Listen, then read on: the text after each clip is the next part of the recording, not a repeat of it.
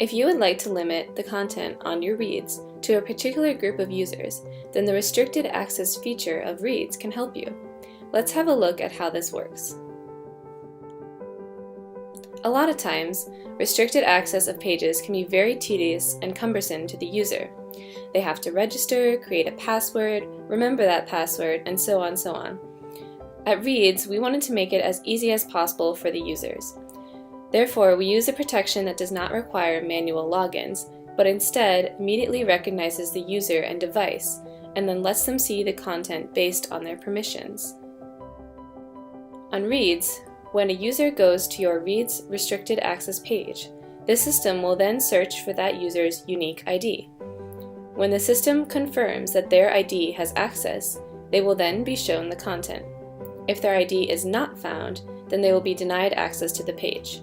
This entire exchange will happen in mere milliseconds, and the user will not even notice that it's happening. If they have access to the page, it will seem to load as usual. To set up this process and give each user their unique ID, we have a very simple one-time authentication procedure. It's much easier on the users than the traditional login and password format. We do this by sending an authentication link to the user's email. For a user that needs access, it can be done in two different ways.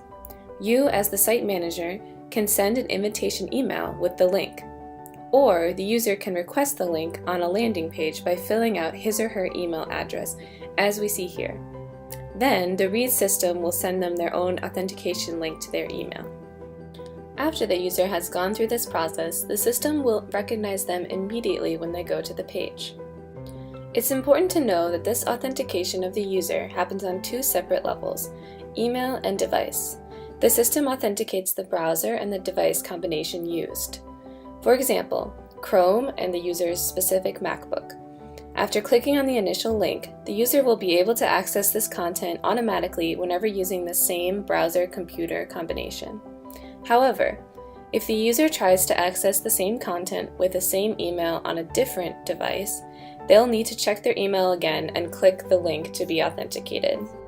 In addition to this, you can also put a timestamp or an expiration date on the ID of your users. This will force the users to re-authenticate themselves after a certain period of time.